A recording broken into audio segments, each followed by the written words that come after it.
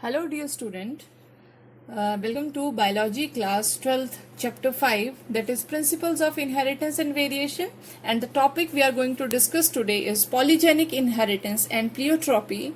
I am Manisha Verma, lecturer biology, Government Model Senior Secondary School, Ani District, Kullu, HP. So what is polygenic inheritance? So polygenic traits are also known as quantitative inheritance. So quantitative inheritance के बारे में बात करने से पहले हम जान लेते हैं कि ये जो इनहेरिटेंस है कितने टाइप्स की होती है.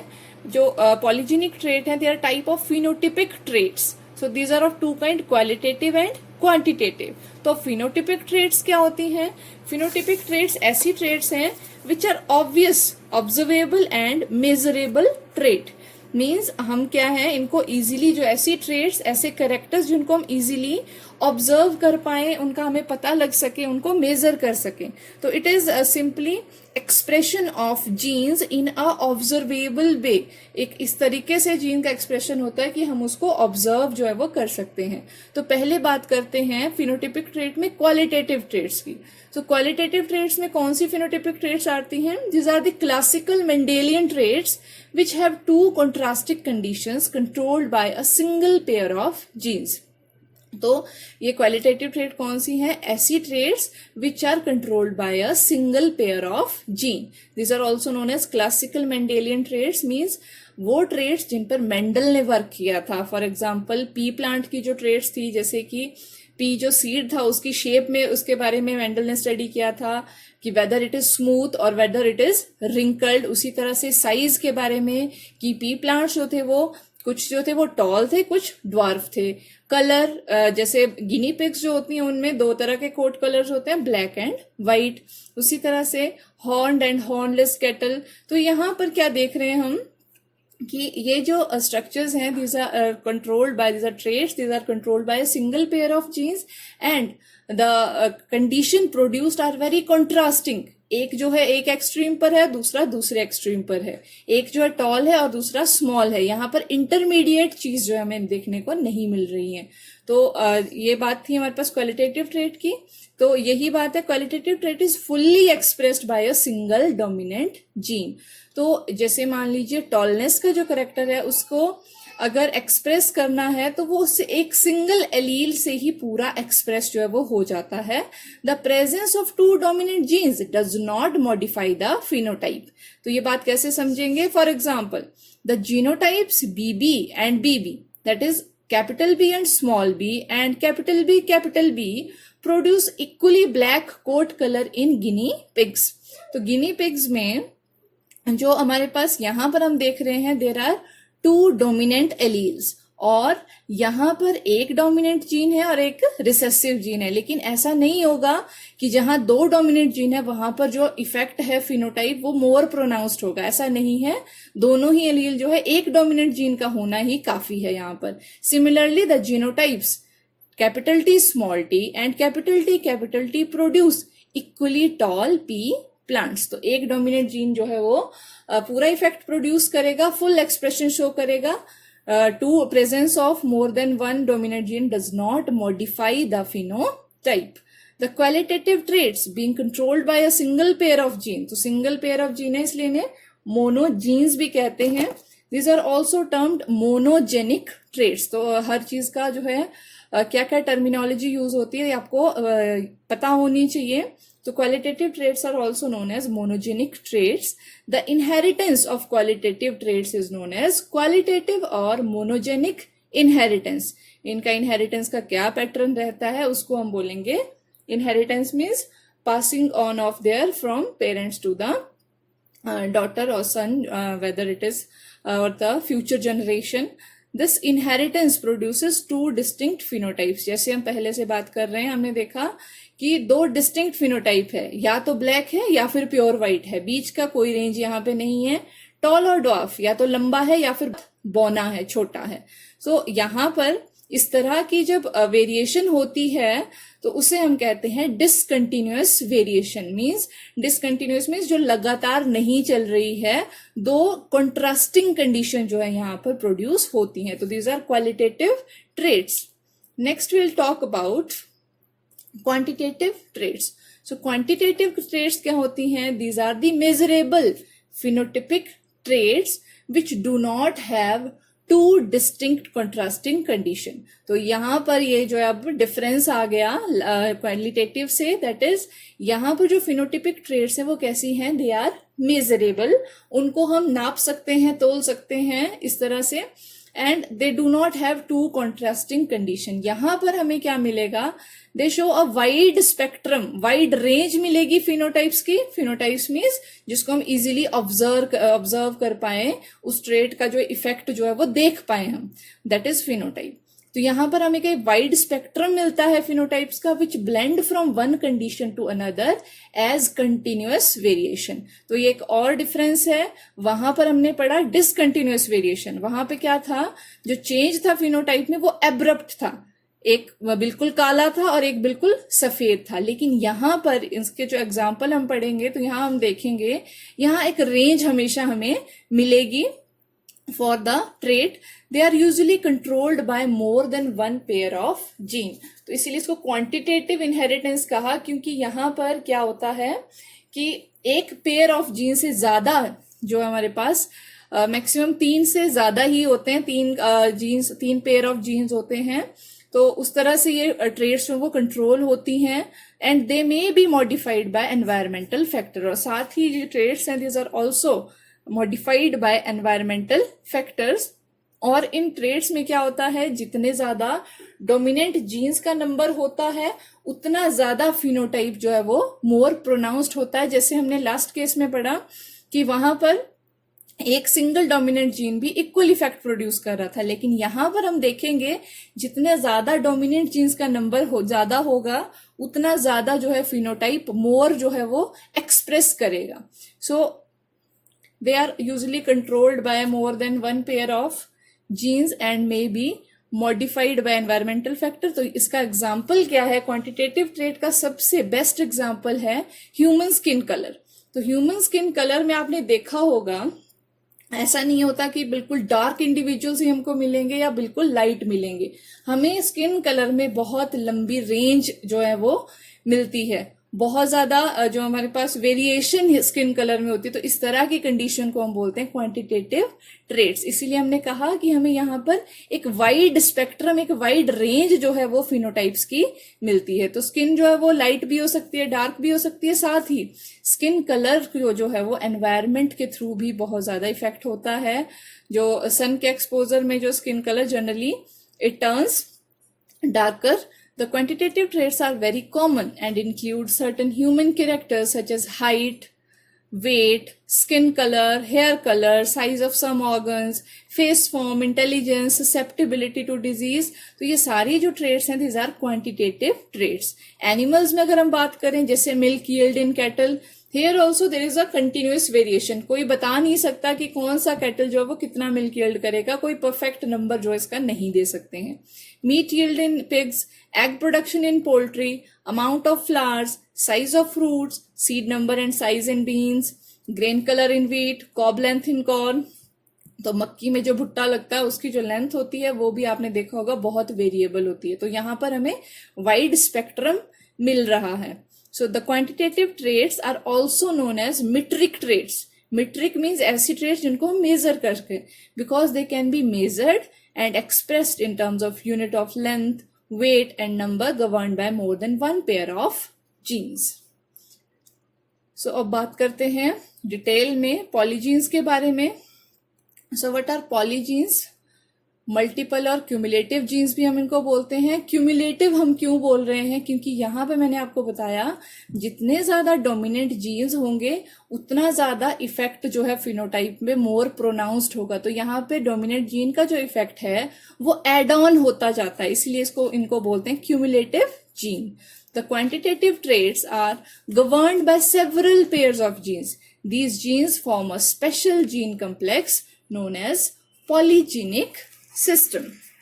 सो जैसे मैं पहले से आपको बता रही हूं, the dominant gene makes the phenotype more prominent. In other words all the dominant genes add up their effect, इसीलिए बोला क्यूमुलेटिव जीन। तो यहां पर क्या है, हर जीन जो है वो पॉलीजेनिक सिस्टम का, पॉलीजेनिक सिस्टम में 3 जीन भी हो सकते हैं, 4 भी हो सकते हैं। तो इस तरह से हर जीन जो है वो फिनोटाइप के लिए थोड़ा थोड़ा कंट्रीब्यूशन देगा और वो सारा कंट्रीब्यूशन जो है वो एड ऑन होगा। तो अब ऐसा भी नहीं कि हर जीन जो है वो हमेशा ही कंट्रीब्यूट कर सके। There may be certain dominant polygenes which contribute, and there are some recessive ones which do not contribute in the phenotype. So जो contribute करते हैं उनको contributing alleles बोलते हैं, और जो recessive रहते हैं means दबे रहते हैं, these are known as non-contributing allele. So alleles are the alternative form of the genes. So polygenes अब कहाँ पे आप सोच सकते हैं कि ये शायद नजदीक एक दूसरे के नजदीक होते होंगे, लेकिन ये जो है they can be present on the same homologous chromosome और they can be present on different non homologous chromosome. तो देयर कैन बी, उनकी पोजीशन जो है कुछ भी हो सकती है। सो 2 or more pairs of non-allelic genes which produce a cumulative effect on the same phenotypic quantitative character are called cumulative genes or multiple genes or polygenes. So this was the definition of the polygenes. Non-allelic gene का क्या मतलब है? जैसे हमने बात की capital T small T, तो इनको हम बोलेंगे ये एक जीन है, एक जीन की ये 2 एलील हैं। कैपिटल टी टॉलनेस के लिए, स्मॉल टी ड्वार्फनेस के लिए। तो these are alternative forms of the same gene, these are known as allelic genes. अब नॉन एलीलिक क्या हुआ? For example there are 3 genes A, B and C. So AA, BB and CC. So A और C जो हुआ they are non allelic genes. तो single phenotypic trait governed by more than one pair of genes is called a polygenic trait. Polygenic से ही पता लग रहा है, poly means many and genic means gene, trait means character. Because of many possible genotypes, polygenic traits show a wide range of phenotypes. So अब इनकी inheritance वो किस तरह से होती है ये भी देख लेते हैं। अभी हमने बात कर ली कि इसको क्वांटिटेटिव मल्टीफैक्टर इनहेरिटेंस भी बोलते हैं। तो यहाँ पर क्या होता है, F1 individual are very similar to one another and are usually intermediate between the 2 parents. तो F1 इंडिविजुअल हम कब बोलते हैं? जैसे पहले फर्स्ट जनरेशन होती है पेरेंटल जनरेशन, पेरेंट जनरेशन के बाद जो फर्स्ट जो जनरेशन आती है फ्यूचर जनरेशन, उसको हम बोलते हैं F1. F1 means first filial generation. तो क्वांटिटेटिव इनहेरिटेंस में F1 इंडिविजुअल जो है they are intermediate between the 2 parents.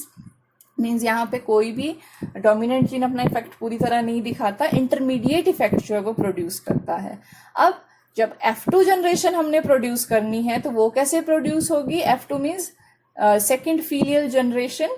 तो इसको जब हमने प्रोड्यूस करना है तो we have to cross 2 F1 individual.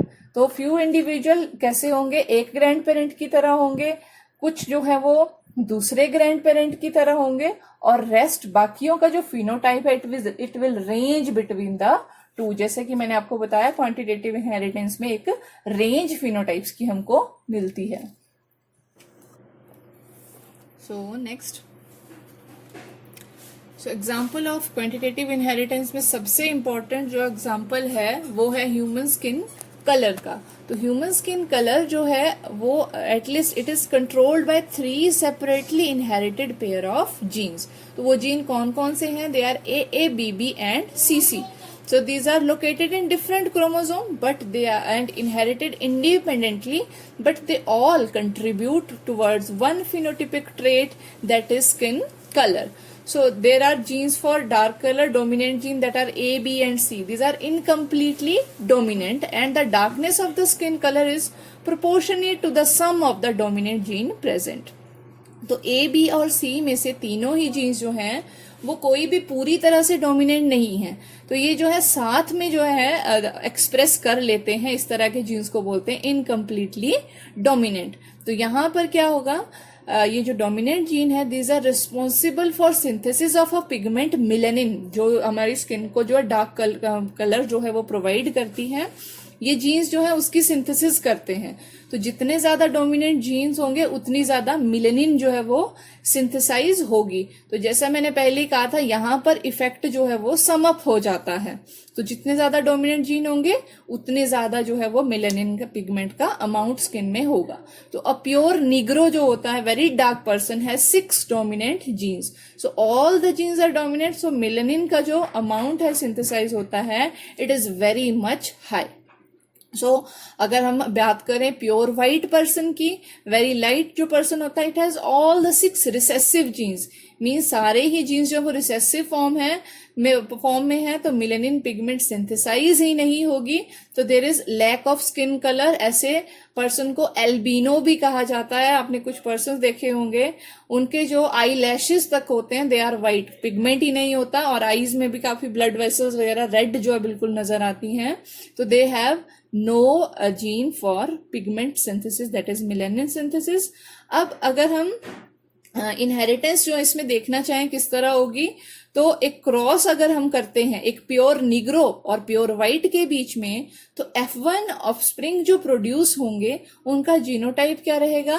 Capital A small a, capital B small b, capital C small c. और स्किन कलर जो होता है उनका, वो दोनों के बीच जो है वो इंटरमीडिएट होता है। तो उस इंटरमीडिएट फिनोटाइप को कहा जाता है म्यूलेटो। अब हम इसको देख लेते हैं यहाँ पर। So this is one parent, and that is having all the dominant genes present, pure dark, and this is pure light, all the recessive genes, no pigment synthesizing gene. So यहाँ पर जो F1 generation produce हुई, it was intermediate between the two. जैसे कि मैंने पहले कहा, they are incompletely dominant. तो यहाँ पर जो है किसी ने भी पूरा एक्सप्रेशन शो नहीं किया, तो दोनों पेरेंट का बीच इंटरमीडिएट कलर जो है यहाँ ऑफस्प्रिंग में प्रोड्यूस हुआ, जिसको हमने बोला म्यूलेटो।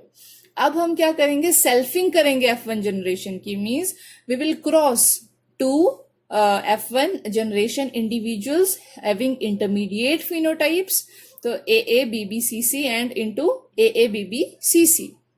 सो यहाँ पर अब 3 जीन्स जब हमारे पास होते हैं, तो गेमेटिक कॉम्बिनेशन जो बनता है, जो गेमीट्स का टाइप बनता है, this are of 8 different kinds. तो गेमीट्स जो यहाँ पे कैसे बने, तो पहले केस में फॉर एग्जांपल हमने तीनों डोमिनेंट ले लिए, तो गेमीट्स जो है वो हैप्लॉइड होते हैं। तो this is parent is diploid, और यहाँ पे हाविंग हो जाती है क्रोमोसोम नंबर की। गेमीट्स जब बनते हैं मियोसिस होता है। तो एक केस में पहले तीनों डोमिनेंट जीन हमने ले लिए, फिर बाद में हमने क्या किया, 2 डोमिनेंट जीन हो गए, एक रिसेसिव हो गया। तो these are the possible combinations जो गेमीट्स के बन सकते हैं। तो यहाँ पर A और C डोमिनेंट है, B जो है वो रिसेसिव है। नेक्स्ट केस में जो है 1 डोमिनेंट जीन इज प्रेजेंट, और उसी तरह से 2 रिसेसिव जीन जो है वो प्रेजेंट हैं। यहाँ पर 1 रिसेसिव, 2 डोमिनेंट, इस तरह से जो है 8 अलग अलग तरह के गेमीट्स जो है हमारे पास बन जाएंगे। अब हमें अगर देखना है कि F2 जनरेशन में कैसे इंडिविजुअल हमारे पास प्रोड्यूस होंगे, तो वो हम एक मेथड से करेंगे जिसको बोलते हैं प्यूनेट स्क्वायर। तो 8 kind of gamete in each sex, male में भी 8 गेमीट प्रोड्यूस होंगे, फीमेल में भी 8 गेमीट्स प्रोड्यूस होंगे। तो 8 into 8 इज 64। तो 64 कॉम्बिनेशन, 64 अलग अलग तरह के कॉम्बिनेशन जो है हमको F2 जनरेशन में मिलेंगे, हैविंग 7 फिनोटाइप्स। मीन्स बाहर से देखने पे हमें 7 अलग अलग जो है ऑब्जर्वेबल ट्रेट्स जो है वो देखने को मिलेगी, लेकिन kind of gamete form with 8। तो ये जो नंबर है, और ये 7 और 8, it is very important from the entrance point of view. तो अब देख लेते हैं कि क्रॉस किस तरह से बनेगा। सो यहाँ पे हम देखेंगे किस तरह से कॉम्बिनेशंस बनते हैं। ये फिर से दिखाया गया है cross between parents. So this is intermediate. अब यहाँ पे these are the male gametes 8 तरह के, और यहाँ से हैं फीमेल गेमीट्स। तो यहाँ पे अब हम देखेंगे पॉसिबल जीनोटाइप जो है F2 जनरेशन का क्या होने वाला है। सो यहाँ पर this ABC into this ABC, तो AABBCC। So this individual will be very dark in colour. तो यहाँ पे 64 कॉम्बिनेशन जो है वो बने हैं। और ये जो कलर है, जैसे हमने डिफरेंट तरह के फिनोटाइप बताए हैं, very dark, dark, Fairlie dark, intermediate, ये जो आपका नंबर है साथ में ये इंडिविजुअल का नंबर है। ये जो कलर है ये किस पर डिपेंड करता है कि किसी इंडिविजुअल के जो हमारे पास डोमिनेंट जीन्स जो है उसमें कितने प्रेजेंट हैं। तो यहाँ पर 6 के 6 डोमिनेंट जीन है, तो इस इंडिविजुअल में जो कलर है दैट इज वेरी डार्क या ब्लैक जिसको हम बोलते हैं। सो यहाँ पर, और उसी तरह से ABC इंटू ABC, तो यहाँ पर कैपिटल A और स्मॉल a, हमेशा जो है वो स्मॉल जो रिसेसिव जो जीन होता है वो कैपिटल के इसके डोमिनेंट के बाद लिखा जाता है। सो यहाँ पर this B into this B हो गया 2B, capital B। So here also there is capital C, here is capital C, तो यह हो गया CC। तो यहाँ पर जो डोमिनेंट जीन्स का नंबर है दैट इज 1 2 3 4 5, तो here the colour is dark. तो जिस तरह से डोमिनेंट जीन्स का नंबर घटता या बढ़ता जाएगा उसी तरह से हमको रेंज जो है एक फिनोटाइप्स में मिलता जाएगा। उसी तरह से जैसे यहाँ पर देख सकते हैं हम, यहाँ पर 1 2 3 4, तो 4 यहाँ पर जो है हमारे पास नंबर है डोमिनेंट जीन का, इसलिए इसे हमने बोला फेयरली डार्क। तो इसी तरह से इंटरमीडिएट केस की अगर हम बात करें तो यहाँ पर डोमिनेंट जीन्स का नंबर कितना है 3, दैट इज इंटरमीडिएट और म्यूलेटो।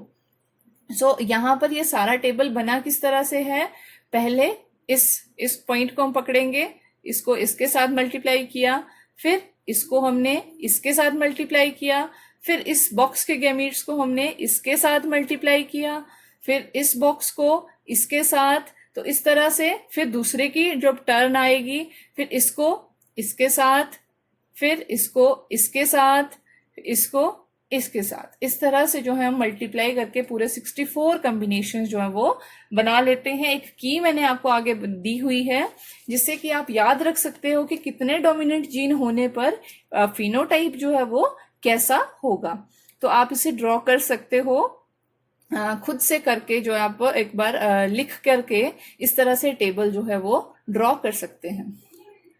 सो this is the Punnett square method इसको हम बोलते हैं। तो यहाँ पर ये की है हमारे पास, तो प्योर ब्लैक या कहीं पे वेरी डार्क भी लिखा होता है इसे, देयर इज 6 डोमिनेंट जीन। तो जो 64 इंडिविजुअल हमारे पास F2 जनरेशन में आए उनमें से प्योर डार्क कितने आएंगे हमारे पास 1 आउट ऑफ 64। तो यहाँ पर जो डोमिनेंट जीन का नंबर होगा वो कितना होगा 6 के 6 जो है वो डोमिनेंट है। फिर दूसरी कैटेगरी हमारे पास थी वेरी डार्क ब्राउन, कुछ बुक्स में ये लिखा हुआ है कुछ में डार्क लिखा हुआ, इन 6 आउट ऑफ 64 इंडिविजुअल। तो वेरी डार्क ब्राउन या डार्क कलर कब होगा, जब 5 डोमिनेंट जीन्स होंगे। उसी तरह से डार्क ब्राउन या फिर fairly dark, it will happen in 15 out of 64 individuals. तो यहां पर जो डोमिनेंट जीन का नंबर रहेगा that will be 4D। Mulatto और इंटरमीडिएट, तो ये हमें कब मिलेगा, when there are 3 dominant gene present. तो सबसे ज्यादा जो इंडिविजुअल्स मिलेंगे हमें वो इंटरमीडिएट रेंज में मिलेंगे, दैट इज 20 आउट ऑफ 64। उसी तरह से लाइट ब्राउन या fairly light, in 15 out of 64 individual there are 2 dominant genes only present. तो आप इसे साथ में जो है टैली कर सकते हो टेबल्स के साथ। वेरी लाइट ब्राउन या लाइट इन 6 आउट ऑफ 64, तो 64 में से 6 इंडिविजुअल ऐसे हैं जिनमें सिर्फ एक डोमिनेंट जीन ही आएगा। तो उसमें जो है हमारे पास कलर कैसा आएगा, बिल्कुल लाइट कलर जो आएगा। प्योर व्हाइट या एल्बिनो जिसमें सारे के सारे रिसेसिव आएंगे, ये भी होगा सिर्फ इनटू 1 आउट ऑफ 64 इंडिविजुअल जिसमें 0 डोमिनेंट होंगे, जैसे कि आप देख सकते हैं यहाँ पर। सो ये यहाँ पर ये हमारे पास ओवम है और ये मेल गैमीट स्पर्म है। तो ये बॉक्स को यहाँ पर हमने इसके साथ जब मल्टीप्लाई किया तो यहाँ पे आया हमारे पास small a small b and small c। तो इस तरह से दिस इज एल्बिनो और purely white lacking any kind of pigment. तो each dominant gene direct the synthesis of same amount of the pigment melanin। ऐसा नहीं है कि एक डोमिनेंट जीन ज्यादा पिगमेंट बनाता है दूसरा कम बनाता है। तो shade of skin colour is directly proportional to the number of dominant gene present, जैसा कि हमने देखा अभी। तो अबव क्रॉस जो है, it is possible for the parents heterozygous for skin color to produce children with darker colors and also with lighter colors than themselves. So ratio यहाँ पर क्या आती है, 7 तरह के phenotypes हैं, तो रेशियो क्या है, 1:6:15:20:15:16:1. This ratio you have to remember. सो यहाँ पर जो पॉलीजेनिक इनहेरिटेंस रहती है उसमें जो फ्रीक्वेंसी डिस्ट्रीब्यूशन जो कर्व आता है, it is a smooth bell shaped curve. Extreme ends पे बहुत कम जो है हमारे पास इंडिविजुअल्स होंगे, जैसे हमने देखा प्योर व्हाइट या प्योर ब्लैक जो है वो बहुत कम इंडिविजुअल है. उसी तरह से बाकी कैटेगरीज तो सबसे ज्यादा मैंने बताया इंटरमीडिएट या म्यूलेटो कैटेगरीज के इंडिविजुअल जो है वो थे. तो ये हिस्टोग्राम से आपको यहाँ पे क्लियर हो रहा है. So study of polygenic inheritance कहाँ की थी, जमैका में की गई थी ये. और पहला स्टडी किसने किया था, sir Francis Galton was the first to study quantitative और polygenic inheritance in man in 1883. तो कुछ और एग्जाम्पल हमारे पास पॉलीजेनिक इनहेरिटेंस के हैं.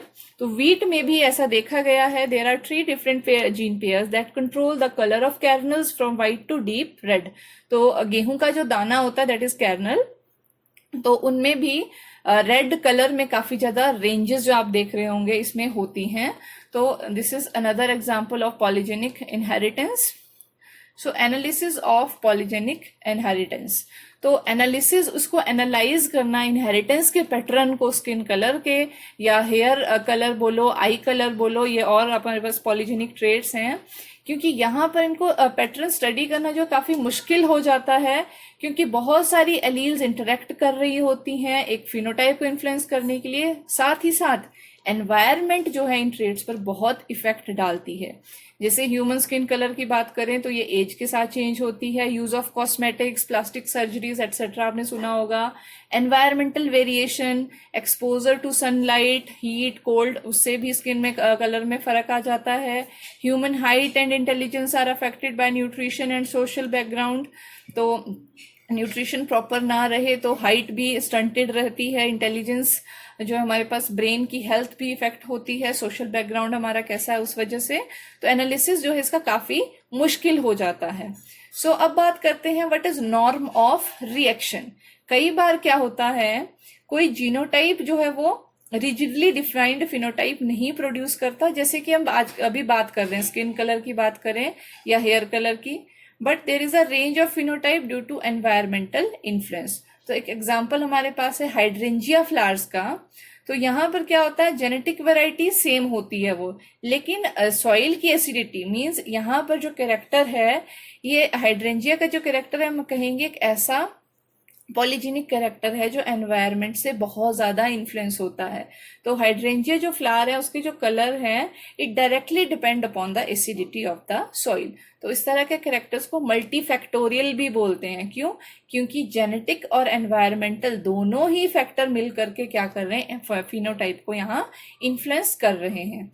And it is also another departure from Mendelian genetics. तो मेंडल का जो जेनेटिक्स था, एक जेनेटिक्स हमारे पास आया था मेंडेलियन जेनेटिक्स, और उसके बाद जो मेंडेलियन जेनेटिक्स के बाद आया है नियो मेंडेलियन जेनेटिक्स, जिसमें कुछ और जेनेटिक प्रिंसिपल्स जो हैं वो डिस्कवर किए गए हैं. तो ये क्या हमारे पास एनवायरनमेंट का इफेक्ट डायरेक्टली शो करता है. हाइड्रेंजिया फ्लावर्स यहाँ आप देख सकते हो, this are the blue colour flowers. Species एक ही है, लेकिन जो फ्लावर्स हैं इनके कलर डिपेंड करते हैं ऑन पीएच. तो ये स्केल दिया गया है, स्केल के हिसाब से आप देख सकते हैं सॉइल की एसिडिटी है ये, उस हिसाब से आप देख सकते हो फ्लावर कलर कितना वेरी करता है. तो इस तरह के ये जो कैरेक्टर हैं दिस आर मल्टी फैक्टोरियल, जिसमें बहुत ज्यादा इफेक्ट एनवायरनमेंट का देखने को मिलता है. सो ये था हमारे पास पॉलीजेनिक इनहेरिटेंस. नेक्स्ट जो हम बात करने वाले हैं that is pleiotropy. So what is pleiotropy? Pleio means more and tropy means influences. तो अभी तक हम बात कर रहे थे जब एक करेक्टर को बहुत सारे जीन इफेक्ट करते हैं तो उसको हमने बोला पॉलीजेनिक ट्रेट. अब यहां पर हम बात करेंगे multiple effect of a gene. एक जीन जो है वो कितने इफेक्ट्स जो है वो डालता है. तो gene having multiple effect is called pleiotropic gene. तो जीन जो है हमेशा सिर्फ एक ही ट्रेट पे इफेक्ट नहीं डालता, वो दूसरी ट्रेट्स पे भी इफेक्ट डालता है. तो most gene influence not only the traits generally associated with them but also many other traits. लेकिन ये जो इन्फ्लुएंस होता है ये बराबर नहीं होता. कुछ इन्फ्लुएंसेस जो है प्लेयोट्रॉपिक जीन में क्या होता है, कुछ ट्रेड्स जो है वो उस पर उसका सीधा सीधा बहुत ज्यादा बड़ा असर हो सकता है, तो उसको उसका मेजर इफेक्ट कहेंगे. और कुछ ट्रेड्स पे उसका जो है कम इफेक्ट हो सकता है, जिसको हम उसके सेकेंडरी इफेक्ट बोलते हैं. तो कुल मिला के एक जीन जो है बहुत सारे इफेक्ट डाल रहा है, मेजर और सेकेंडरी इफेक्ट, तो इसलिए इसको बोलेंगे प्लियोट्रॉपी. तो प्लियोट्रॉपी के जो एग्जाम्पल्स हमारे पास क्या क्या हैं, तो सबसे पहले एक जीन है स्वीट पी में जो फ्लावर कलर को कंट्रोल करता है, तो ये है इसका major effect, that is the control of flower colour. लेकिन इसके सेकेंडरी इफेक्ट इसके साथ साथ ये कौन कौन से कैरेक्टर के इफेक्ट करता है, colour of the seed coat and red spot in the axil of the leaves. उसी तरह से दूसरा जो एग्जाम्पल है in cotton, a gene for lint. Lint means जो फाइबर होता है कॉटन का, उसका जो जीन होता है ये उसका मेजर इफेक्ट है. उसके जो सेकेंडरी इफेक्ट है वो क्या है, प्लांट साइज को भी वो इफेक्ट करता है, कॉटन का जो बॉल है उसके साइज को भी इफेक्ट करता है, और साथ ही साथ सीड के नंबर को भी इफेक्ट करता है. Another example in Drosophila, the gene for wing size also effect the nature of balancers. जो ड्रोसोफिला होते हैं उनमें छोटे छोटे नॉब लाइक स्ट्रक्चर्स होते हैं जिनको बैलेंसर्स बोलते हैं, तो उसको भी ये इफेक्ट करता है. साथ ही आई कलर को इफेक्ट करता है, रिप्रोडक्शन को इफेक्ट करता है, और उसकी लाइफ की लॉन्गिविटी जो होती है उसको भी इफेक्ट करता है. So drosophila is the favourite organism of the genetic researchers, easily available है. Pleiotropy is the converse of polygenic inheritance in which two or more genes have an additive effect on a single phenotype. तो pleiotropy कैसा है, लगभग polygenic inheritance का opposite हम इसको कह सकते हैं. एक और एग्जांपल प्लियोट्रॉपी का ह्यूमंस के केस में है, disease called sickle cell anaemia. तो सिकल सेल अनीमिया ये जो डिजीज है इसमें क्या होता है, this is the normal RBC biconvex shape जो होती है, and this is the sickled RBC. यहाँ पर जो आरबीसी है इनका जो शेप है दैट इज क्रिसेंटिक, दराटी जिसको बोलते हैं सिक्कल सेल उसकी तरह से हो जाता है. तो ये जो डिफेक्टिव एक हीमोग्लोबिन के लिए डिफेक्टिव जीन की वजह से होता है, हीमोग्लोबिन डिफेक्टिव हो जाती है. कैसे डिफेक्टिव होती है, तो इसमें 4 पॉलीपेप्टाइड चेन्स होती हैं total, 2 alpha and 2 beta chains. तो यहां पर एक पॉइंट म्यूटेशन हो जाती है इन बीटा चेन ऑफ हीमोग्लोबिन. तो बीटा चेन ऑफ हीमोग्लोबिन में पॉइंट म्यूटेशन का क्या मतलब है कि एक अमाइनो एसिड में जो है वो चेंज आ जाता है, जिसकी वजह से हीमोग्लोबिन जो है वो डिफेक्टिव हो जाती है. तो ये इस जीन का जो है वो मेजर इफेक्ट है. उसके साथ साथ माइनर इफेक्ट क्या होता है कि आरबीसी का जो है वो फॉर्म चेंज हो जाता है, साथ ही जो आरबीसीज की जो ऑक्सीजन कैरिंग कैपेसिटी है वो भी कम हो जाती है. तो एक नजर डाल लेते हैं कैसे चेंज आता है. तो ये हमारे पास है सीक्वेंस अमाइनो एसिड का. बीटा चेन में valine, histidine, leucine, threonine, proline and 6th position पे होता है ग्लूटामिक एसिड. ये है नॉर्मल एचपी. तो अब यहाँ पर एक चेंज आता है 6th पोजीशन पे, ग्लूटामिक एसिड म्यूटेशन होता है, पॉइंट म्यूटेशन, और वहां पर वेलिन आ जाता है. तो उसकी वजह से क्या होता है, सारी जो हीमोग्लोबिन है उसका स्ट्रक्चर डिस्टॉर्ट हो जाता है, और उस वजह से आरबीसीज का स्ट्रक्चर डिसऑर्डर हो जाता है, और ऐसे आरबीसीज जो है वो ब्लड फ्लो को ऑक्लूड कर देते हैं. तो this is the example of pleiotropy in human beings. So this was all about polygenic inheritance and pleiotropy.